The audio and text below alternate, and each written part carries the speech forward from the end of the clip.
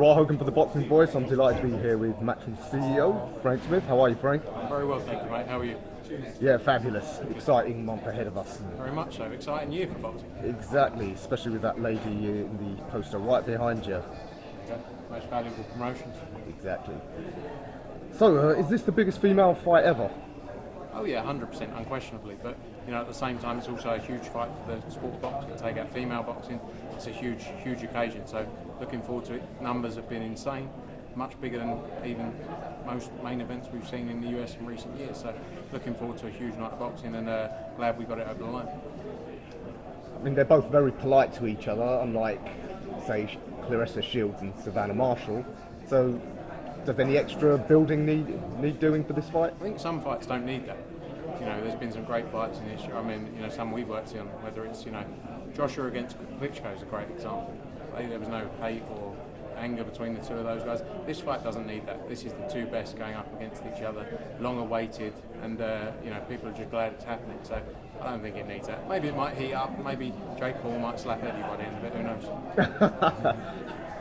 Who wins, Eddie Hearn or Jake Paul in a fight? It depends if it's like a wrestle. If it's like a bundle, I think Eddie wins. But if it's Jake Paul fighting, I think he might beat Eddie by stoppage in the second round. In a verbal battle? Verbal battle? Well, I'll give Eddie that one, to be honest. Okay, so we don't need any of these sort of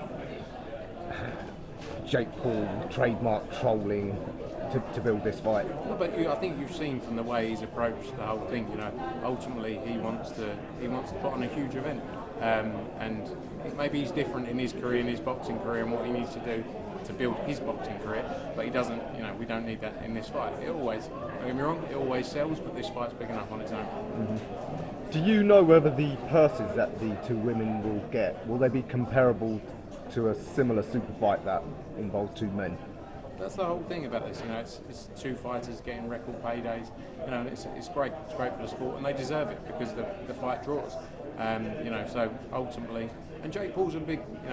He's someone who's pushing very hard for that. We've seen he's doing it in MMA. He's going to do it in boxing as well, and he wants people to get paid. So yeah, these girls are definitely getting what they deserve. What do you think the reason is for America being so far behind the UK in terms of pushing women's boxing? Is it because they've just got that old patriarchal establishment that still runs everything there? I think there's a lot of competition in America in sport in general, isn't there? There's so much going on day to day that even the big male fights don't always get the attention they deserve. So I think it's ultimately we're moving in the right direction. Fights like this are going to be seen by a huge audience. We're going to have a sold out MSG.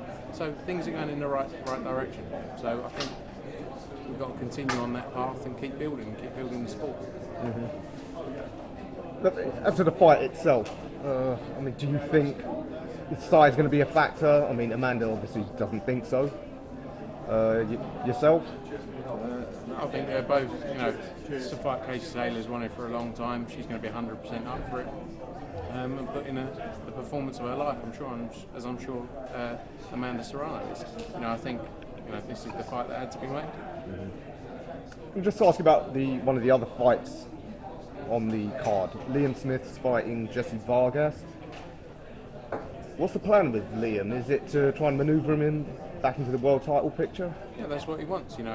He's got a great opportunity here to fight Jesse Vargas. It's a tough fight for both of them. It's going to be a war, and the aim obviously is to try and go and win a world title from there. So let's see. Like I say, big test. Jesse Vargas is no easy fight, but he's had his sights set on this kind of fight for a long time. He wanted a big fight. He fought Anthony Fowler.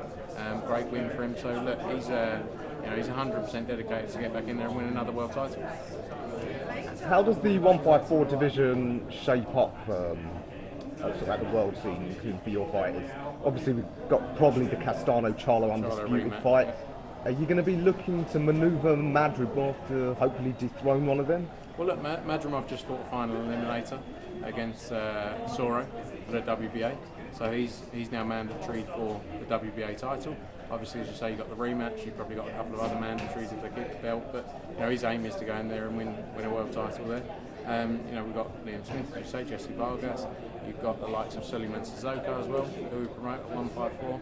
You've got Kieran Comp. So many good fights that can be made in that weight division. So you know, ultimately the aim is for us to push all of our fighters towards world championship opportunities, and I think Madrimov will probably be the first one, being the mandatory position he's sort of built himself into. You can imagine Leonard Ellaby is going to be apoplectic if one of your fighters is manoeuvred into a position to dethrone his champion. We can have a purse pick with him, can't we? It'd be great fun. That would be worth paying for in itself to watch that. Do you know what the situation with the WBO is? Because Tim Tszyu's ranked number 1, but apparently Falcao and I believe Kurbanov are fighting a final eliminator. Right. Do you know who's going to be first in line? I haven't seen that. No, I mean I saw Tim Tszyu signing with. He's got a fight with BBC, hasn't he? That was the latest announcement in the last couple. Yeah, I think that's in March or April. So, you know, he's had a great career, Tim Tszyu. You know, he's built a huge market in Australia for himself, and now he's looking to expand that out. So, I don't know the finer details of that one you mentioned. No. Okay. There was a big show on Saturday. Did you watch it? Which one? Phoenix or Cardiff? Here in the UK, in Cardiff. I was in Cardiff. We had our show in Phoenix, but I was actually in Cardiff. So I was just supporting the family.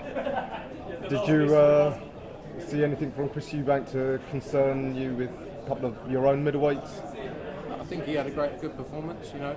He obviously did his showboating as well in there, but it was a good performance. You know, Liam Williams is a tough opponent, and he put him down 4 times. Probably could have gone for the finish as well, but you know, good fight, and yeah, impressive. I think it'd be interesting to see what they plan to do with him next. Do you know what the situation with Billy Joe is? He spoke to IFL recently. He's suggested there seems to be some sort of maybe falling out, tension with Eddie. Oh look, we still work closely. We're still working with Billy Joe. You know, we've had a good relationship with him. Obviously, had the Canelo fight, which was great to deliver him. You know, it didn't go his way, but great fight. And you know, let's see how things play out. You know, I know there's talk about Eubank saying about that fight.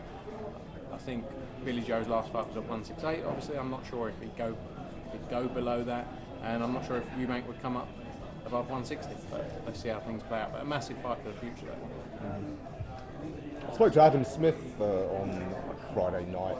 He said he's still confident AJ will sign back with Sky. You got any update on that? Seems all gone quiet on this broadcast situation. You know, the focus with AJ is obviously he's focusing 100% on getting his titles back. You know, in the background, the team and everyone's working on the plans, and you know, I'm sure we'll see further details on that in due course. But you know, his focus 100% is to get back in there and get those belts back again too soon. That title fight looks like it's getting pushed back ever further into the middle of the year, especially as Usyk seems to have taken up a career as a second division footballer. I don't know if you saw his debut. He missed it. I missed his. You know, he missed his touch, didn't he, to get that early goal. But no, we're working through plans with that now, and you know, there's a lot of work that goes in behind the scenes for an event of that magnitude.